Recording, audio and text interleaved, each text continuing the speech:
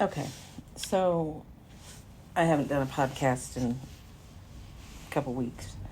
Um, I've just kind of been sitting back and listening and watching and processing everything, and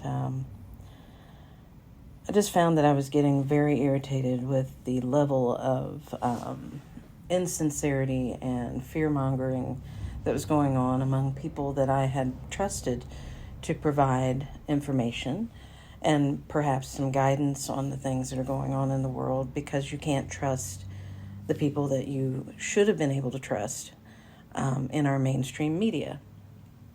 So after a couple years of listening to some alternative sources, I began to see a pattern in their reports as well.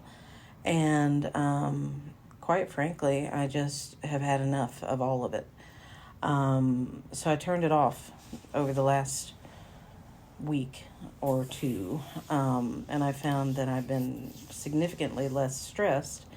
I've still been able to get my information from a couple of reliable sources that aren't simply out there, stoking the fire and not providing any kind of real, tangible evidence of things that are happening other than just speculation. There's a lot of speculation in the alternative media. However, I do appreciate some of the factual things that they've brought in interviews, but those were few and far between, as it becomes evident that they get more attention for the stuff that instills fear, just like with the mainstream media. So, no, I'm not going to continue to follow those people who are leading us astray, just in a different direction. I still maintain that God is the only one that we can trust to guide our steps and to show us where we need to be and what our focus needs to be.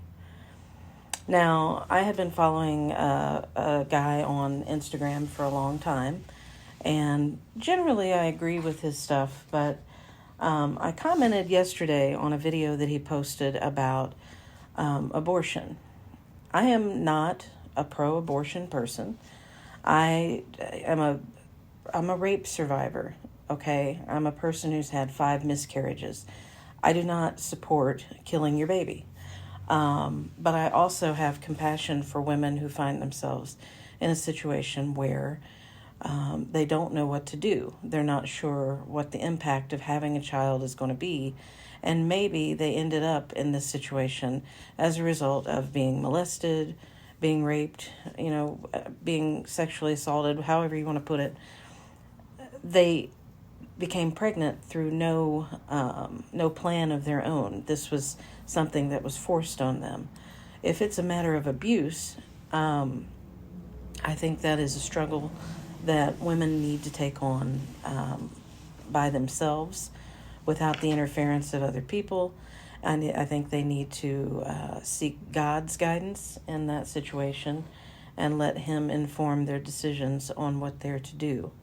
Now, even if a woman decides to have an abortion because the stress of the pregnancy is too great, or because there's just so much fear there or so much brokenness, they will take that up with God, and God will heal them, and God will forgive them, if that is the approach that they take with Him.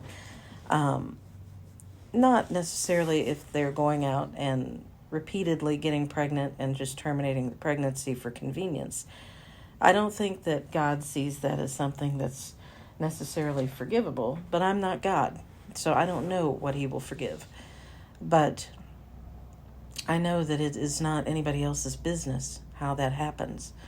Now, yes, I understand you getting upset and posting these really graphic videos and pictures of abortions and of babies that have been removed from the mother, and just the disgusting things that some of these organizations are doing with these fetuses and these babies that they are taking. It's disgusting, it's evil, and it's awful. But let me tell you, when I'm scrolling through on Instagram or on Facebook or whatever, and I come across something that is so graphic like that, it brings images into my mind from when I miscarried, especially the fourth and fifth time, because there was so much blood, and it was so horrendous, and such a violent experience to go through as a woman. There was so much pain, mentally, physically, emotionally. It was all wrapped up in just awful emotional distress. And to see blood at that point in time really triggered a lot of pain and discomfort in me. And I suffered with anxiety. I was dealing with postpartum depression. A lot of these things mixed in and created a very difficult life for me at that period of time. So when I see these things, I think about maybe someone who hasn't processed the miscarriage that they just had. Maybe they saw it, maybe they, turned around and saw that they had lost their baby, in the restroom or whatever, and they didn't know what to do, and they didn't know who to tell, or, how to handle it or anything. That's what I'm thinking of when I think about the impact that those types of videos and pictures have on women who have suffered the pain of miscarriage. I'm not saying that you shouldn't be an advocate against abortion. I'm saying that you need to be mindful of the things that you're putting in front of people. And while you are swatting at this person over here to try to get them to stop having abortions or stop supporting abortions, you're also backhanding this poor woman over here who has had a miscarriage and is still trying to deal with the grief of that loss. And it's heartless of you to do that. So you can't preach compassion to the baby and then in the same breath, violate the need for compassion for the mother. That's not right. So, you can play judge all you like, and you can act like it's me that's the problem for calling you out on that behavior. But there is a way to advocate against abortion, to advocate for the birth of children that doesn't involve traumatizing or re-traumatizing women who have been through miscarriage or rape or any other sexual assault. You don't need to bring those violent images in order to get your message across.